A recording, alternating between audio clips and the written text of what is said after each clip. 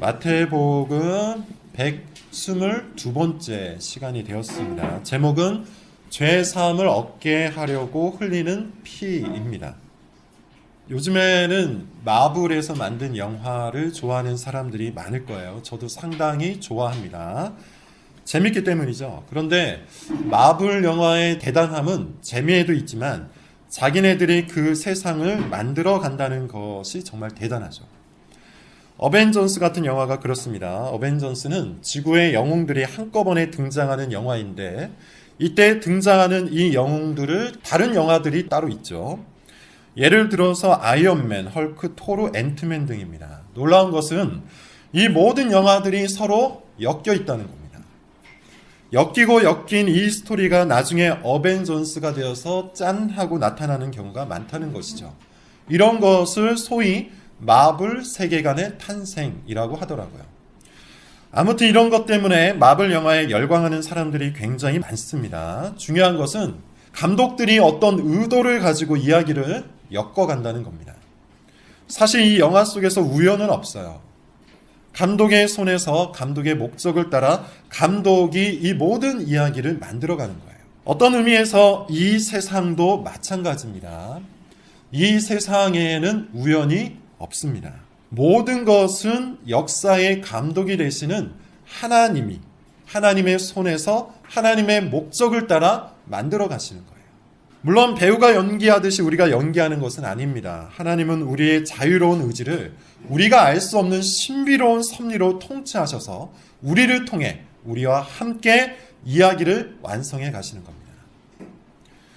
칼빈은 그런 의미에서 이 세상과 역사를 하나님의 무대라고 말해요. 또한 하나님의 영광이 펼쳐지는 극장이라고도 합니다. 다시 말해서 이 세상과 역사는 하나님께서 자신의 뜻과 방법과 목적을 따라서 친히 만들어 가시는 거예요. 단 하나의 사건도 단 한 명의 사람도 하나님의 의지와 상관없이 존재하지 않습니다. 그렇다면 하나님께서 역사를 만들어 가실 때 가장 중요하게 생각하는 것이 무엇일까요? 하나님의 영광이에요. 하나님은 자신의 영광을 목적으로 일하시는 분이에요. 자신의 영광을 목적으로 이 세상의 역사를 친히 만들어 가시는 분이에요. 하나님께서 자신의 영광을 위해 일하실 때 이 세상이 가장 안전하고 가장 행복하고 가장 즐거울 수 있기 때문입니다. 하나님이야말로 모든 선의 원천이 되시고 모든 기쁨의 샘이 되시며 모든 복의 근원이시기 때문이죠.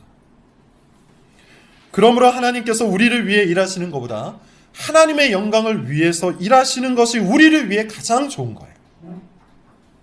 그런데 문제가 있습니다. 사람들이 하나님의 영광을 발견할 수 없게 되었죠. 소경이 된 겁니다. 여전히 이 세상에는 하나님의 영광이 반짝이고 있어요. 여전히 이 세상의 행복과 기쁨과 안전은 하나님께 있어요. 그런데 사람들은 그것을 볼 수가 없게 된 거예요. 영적인 소경이 되었어요. 그래서 다른 곳에 가서 영광을 얻으려고 합니다. 다른 것에 기대어 행복과 기쁨과 안전을 얻으려고 찾아 헤맵니다. 이것이 바로 죄예요. 행복과 기쁨과 안전의 근원이 되시는 하나님이 아니라 다른 것들, 곧 우상을 통해 그것을 얻으려고 하는 모든 마음, 모든 시도가 바로 죄라는 것이죠.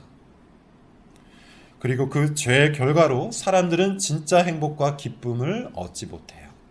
더 커다란 공포는 하나님께서는 이와 같은 사람들에게 아주 크게 진노하신다는 점에 있어요. 따라서 지금 우리 인생의 가장 커다란 문제는 죄입니다.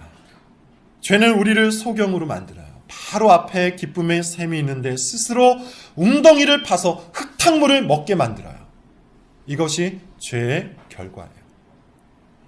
바로 앞에 피난처가 있는데 피난처를 찾기 위해 평생을 허비하게 만듭니다. 이것이 죄의 결과예요. 바로 앞에 영광이 있고 행복이 있고 사랑이 있는데 스스로 그것을 만들고자 길을 쓰며 살아가게 만드는 것이 바로 죄라는 겁니다. 무엇보다 죄는 우리 머리 위에 하나님의 진노가 쏟아지게 만들고 우리 발밑에 지옥의 불길이 활활 타오르게 만들어요. 풍전등화, 꺼지기 직전의 인생, 이것이 바로 우리 영혼의 상태인 겁니다. 그러므로 우리 인생 최고의 문제는 이 죄를 용서받는 것이죠. 이 죄 문제를 해결하는 거예요. 그런데 소경은 스스로 눈을 뜰 수가 없어요. 소경은 스스로 눈을 떠서 빛을 볼 수 없고 샘을 볼 수 없고 영광을 볼 수가 없습니다. 이 세상 최고의 명의가 눈을 뜨게 해줘야 되겠죠. 이 암울한 운명에서 우리를 건져내어 줄 구원자가 반드시 필요하다는 겁니다. 그런 의미에서 하나님은 자기의 영광을 위해 다시 한번 일하시는데 그것이 바로 예수 그리스도라는 구원자를 이 땅에 보내신 거예요.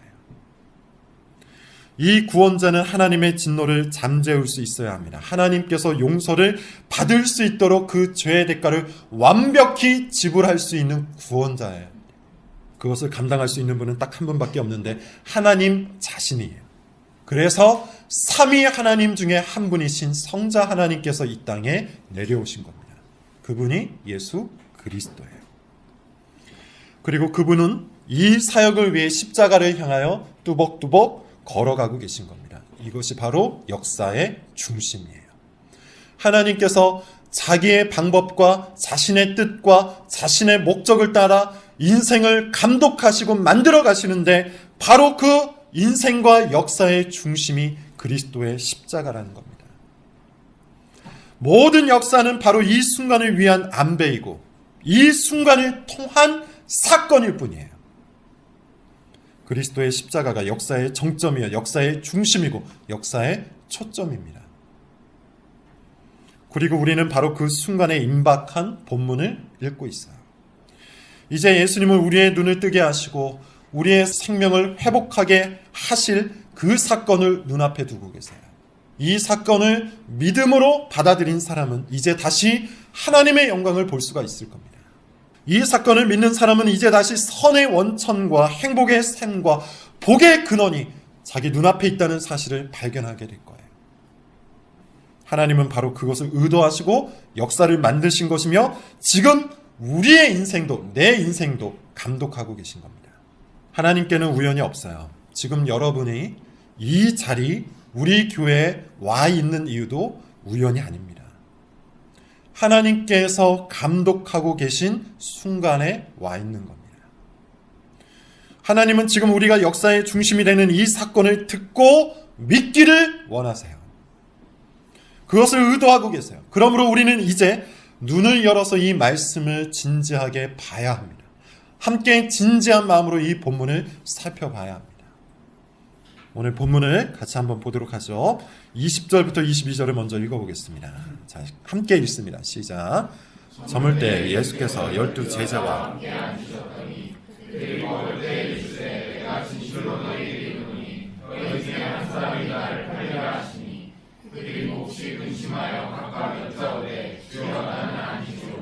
때는 6월절 하루 전날이었어요. 일반적으로 6월절 만찬은 6월절 하루 전날에 했습니다.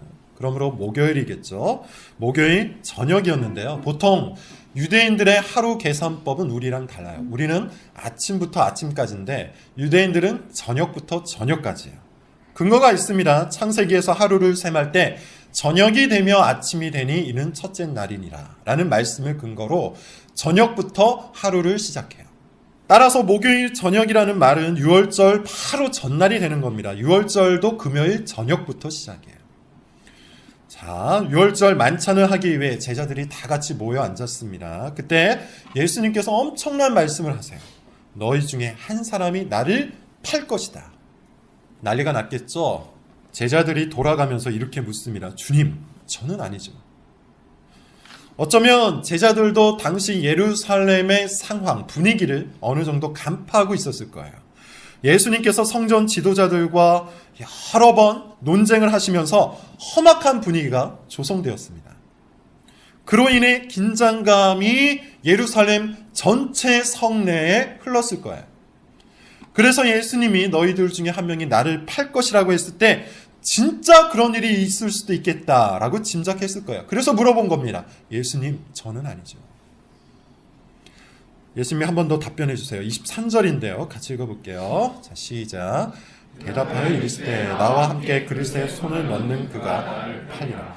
이 표현은 사실 정확한 해석이 좀 어렵습니다. 애매한 표현이에요. 요한복음 13장에 보면 예수님이 직접 가룟 유다에게 떡을 포도주에 적셔서 주시면서 말씀을 하셨다 그래요. 그런데 여기에서는 다만 나와 함께 그릇에 손을 넣는 그 사람이 나를 팔 것이라고 말씀을 하시죠. 이것은 좀 더 애매한 표현이에요. 그릇은 아마도 음식 그릇을 뜻하는 것 같은데 제자 모두가 음식을 먹기 위해 손을 넣었을 것이기 때문이에요. 따라서 예수님은 21절에 하셨던 말씀을 반복하고 있는 것 같습니다. 너희 중에 한 명이 나를 팔 것이다. 자, 누군지 지목은 하지 않으셨지만 예수님께서는 누가 자기를 팔 줄 정확히 알고 계셨습니다. 그래서 이렇게 말씀을 하세요. 24절을 같이 한번 읽어봅시다. 시작. 인자는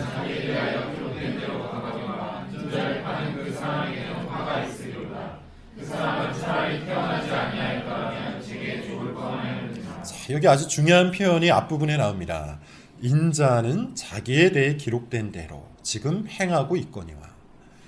이 표현은 지금 무엇을 의미하고 있는 거죠? 예수님께서 구약 성경이 예언한 그 모든 말씀을 성취하고 있다는 뜻이죠. 하나님께서 감독하고 계신 이 역사를 그대로 써내려 가고 계신다는 뜻이에요. 앞서 말한 것처럼 하나님께서 친히 만들고 계신 역사가 지금 예수님을 통해서 이루어지고 있다는 말입니다. 다만 안타까운 것이 있었어요. 예수님의 제자였다가 예수님을 배신한 가룟 유다의 결말이에요. 예수님은 그가 당할 영원한 형벌을 진심으로 안타까워하고 계세요. 가룟 유다는 같은 예수님의 제자 공동체였습니다. 같은 말씀을 들었고요. 같은 기적을 체험했고 같은 사역을 했던 사람이에요.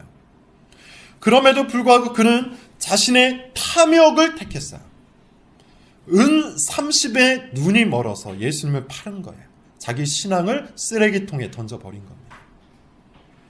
그리고는 마치 아무 일도 없었던 것처럼 위선을 떨고 있는 것이죠. 여전히 제자인 것처럼 행동하고 여전히 예수님을 사랑하는 것처럼 행동하고 있어요. 그리고는 다른 제자들과 똑같이 이렇게 묻습니다. 25절입니다. 같이 읽어볼게요. 25절 시작.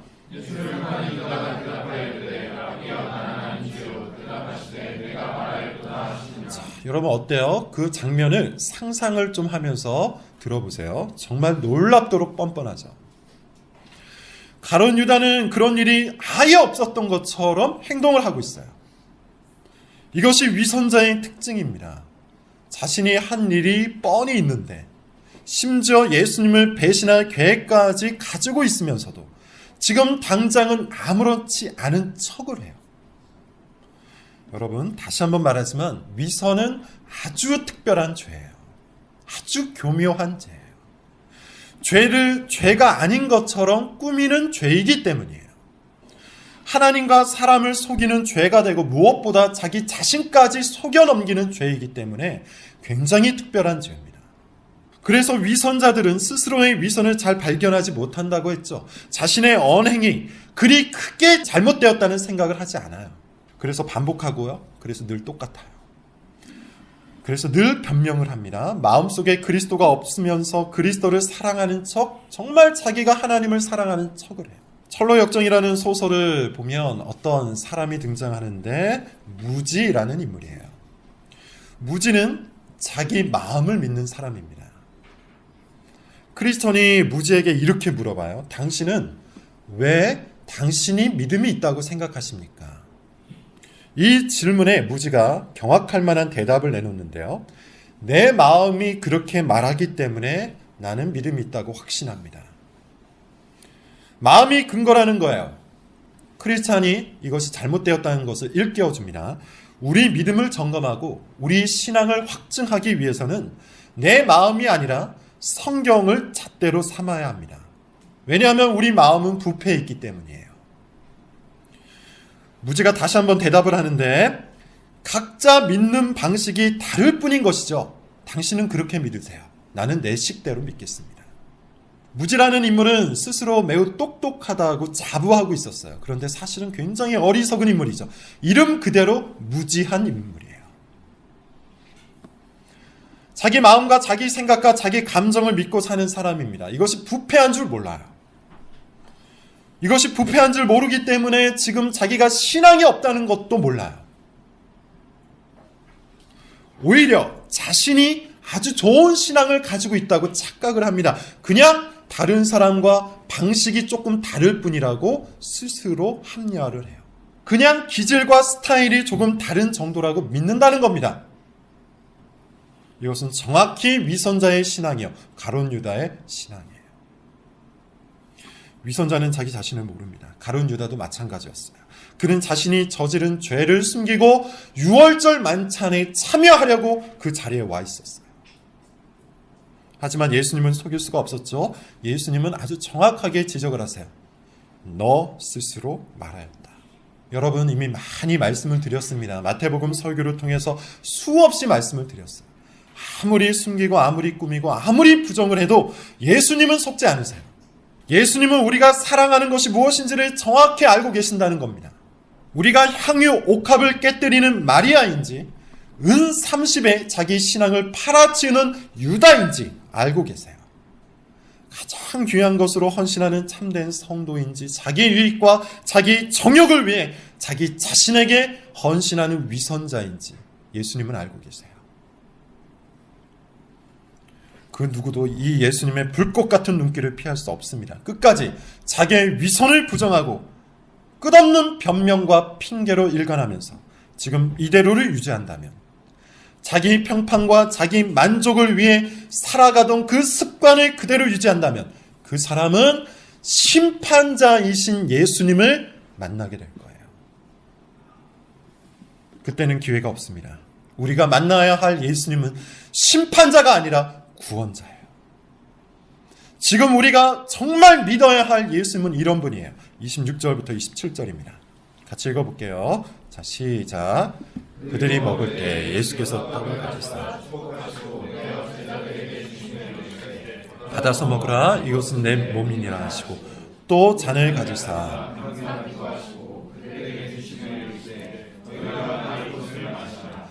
이것이 소위 말하는 최초의 성찬식이죠.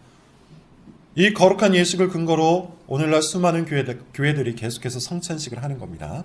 예수님은 이 의식을 통해서 자신이 무엇을 위해 이 땅에 오셨는지, 그리고 우리가 믿어야 될 그리스도는 어떠한 분인지를 아주 선명하게 말씀하고 계세요. 먼저 떡을 떼어 주시는데요. 그리고는 이것이 내 몸이라고 하세요. 이어서 잔을 나눠주시면서 이와 같이 말씀을 하십니다. 28절인데 28절이 오늘 본문의 주제입니다. 우리 신중하게 진지하게 잘 생각하면서 읽어봅시다. 자, 시작. 이것은 죄 사함을 얻게 하려 많은 사람을 위하여 흘리는 바 나의 피 곧 나의 피라고 하세요. 자, 그런데 그보다 더 중요한 말씀이 앞에 있어요. 죄 사함을 얻게 하려고 흘리는 나의 피, 언약의 피라고 하세요. 이것이 성찬식을 통해서 드러내시고자 하는 교훈입니다. 다시 말해서 성찬식은 그리스도의 십자가 사건을 상징하는 거룩한 예식이 돼요. 그러므로 이 십자가 사건에서 가장 중요한 것은 무엇인고 하면 죄 사함이에요. 죄 용서입니다. 그리스도께서 십자가 위에서 그 몸이 찢기고 그 피를 흘리신 이유는 우리가 하나님께 죄 용서를 받게 하시기 위함인 거예요. 그것만이 우리를 복되게 하고, 그것만이 우리를 안전하게 하고, 그것만이 우리를 즐겁고 행복하게 만들기 때문이죠.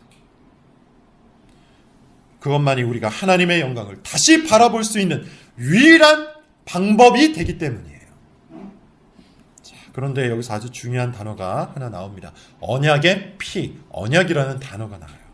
왜 그냥 피라고 하지 않으시고 언약의 피라고 하셨을까요? 이것은 다른 성경의 도움을 받아서 구약과 신약을 연결해서 좀 이해해 볼 필요가 있습니다. 그래서 히브리서 9장을 그래서 찾아볼게요. 히브리서 9장을 펼쳐놓으시고 몇 군데를 좀 읽겠습니다. 다시 마태복음으로 돌아오지 않을 거니까 히브리서 9장을 펼쳐놓고 계세요. 먼저 18절부터 22절을 같이 한번 읽어보겠습니다. 18절부터 22절 다 같이 읽어볼게요. 자, 시작. 이러함으로 첫 언약도 피 없이 세운 것이 아니니 모세가 모든 계명을 온 백성에게 말한 후에 송아지와 염소의 피 및 물과 붉은 양털과 우슬초를 취하여 그 두른 말이여 온 백성에게 피 이르되 이는 하나님이 너에게 명하신 언약의 피라 하고 또한 이와 같이 피를 장막과 섬기는 일에 쓰는 모든 그릇에 뿌렸느니라. 22절을 제가 읽겠습니다. 율법을 따라 거의 모든 물건이 피로써 정결하게 되나니 피 흘림이 없은즉 사함이 없느니라. 가장 먼저 피가 필요한 이유를 뭐라고 설명하고 있죠? 피 흘림이 없으면 죄의 사함이 없기 때문이라고 하죠. 여기서 피는 생명의 상징입니다. 따라서 죄의 사함을 받기 위해서 꼭 필요한 것이 무엇이라고 하는 거죠? 생명의 대가가 필요하다는 뜻이에요. 그래서 첫 번째 언약, 곧 하나님과 이스라엘 백성들 사이에 맺어진 이 첫 언약도 송아지와 염소와 양이 죽어서 흘린 피, 곧 그들이 생명을 대가로 흘린 그 피로 맺어진 거예요. 이것을 통해 하나님과 이스라엘 사이를 가로막고 있었던 죄가 제거되었다는 겁니다. 문제는 그 피가, 그 첫 언약의 피가 하나님의 진노를 영원히 가라앉힐 수 없었다는 것이죠. 일시적일 뿐이에요. 더 중요한 목적도 있었습니다. 이 첫 언약의 피의 목적은 이와 같은데요. 9장 10절을 한번 볼까요? 9장 10절입니다. 같이 읽을게요. 시작. 이런 것은 먹고 마시는 것과 여러 가지 씻는 것과 함께 육체의 예법일 뿐이며 개혁할 이런 것들, 곧 첫 언약에 속해 있는 모든 제물의 피, 제사의 방법, 이것들은 단지 육체의 예법일 뿐이었어요. 보여주는 상징일 뿐이에요. 진짜가 나타날 때까지 맡겨둔 것에 불과합니다. 그렇다면 진짜가 뭘까요? 자, 이 말씀이 중요합니다. 12절부터 15절이에요. 자, 저랑 같이 한번 한 목소리를 읽겠습니다. 시작. 염소와 송아지의 피로 하지 아니하고 오직 자기의 피로 영원한 속죄를 이루사 단번에 성소에 들어가셨느니라.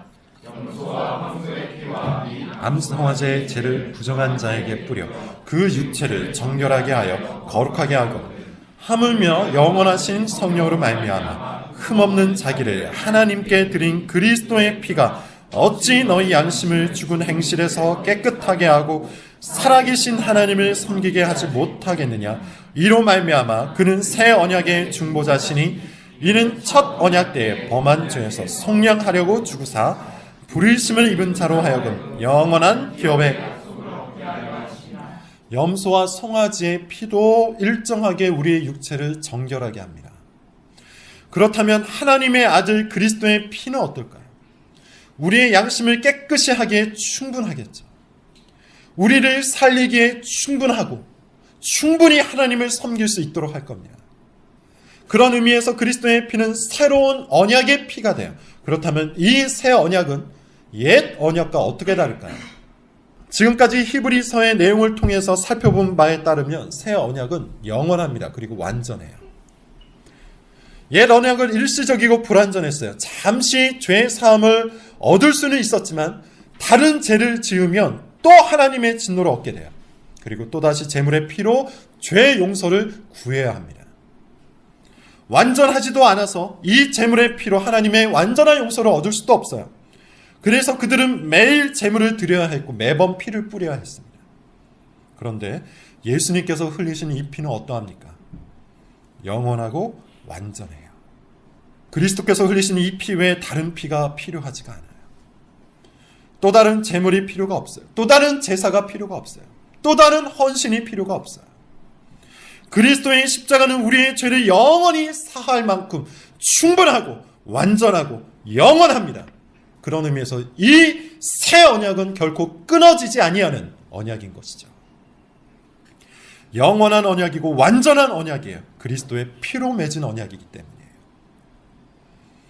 예수님은 바로 이것을 위해서 나의 죄를 영원히 사하기 위해서 십자가에서 피를 흘리신 겁니다. 그러므로 여러분, 이제 우리에게 필요한 것은 딱 하나예요. 이것을 믿는 겁니다. 그리스도께서 나의 죄를 위해 십자가에서 피를 흘리셨다는 것을 믿는 겁니다. 그리고 이 피로 인해 나의 죄가 완전히 그리고 영원히 용서받았다는 사실도 믿는 겁니다.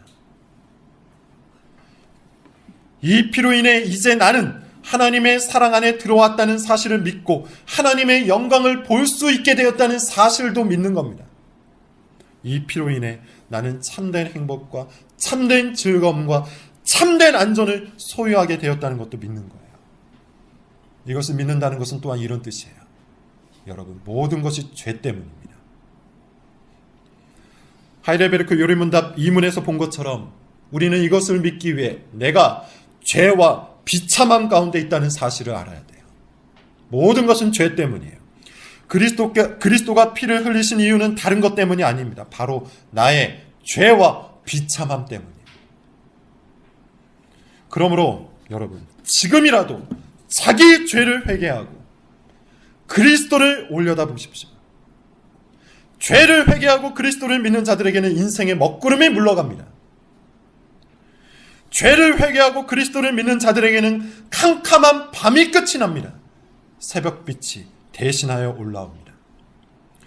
죄를 회개하고 그리스도를 믿는 자들에게는 수치와 불안과 근심과 공포가 물러가고 기쁨과 환희와 행복과 안전이 찾아옵니다. 죄로 가려졌던 우리의 눈이 열리고 죄가 가로막았던 하나님의 사랑이 흘러들어오고 죄가 파괴했던 영광의 나라가 시작되기 때문이에요.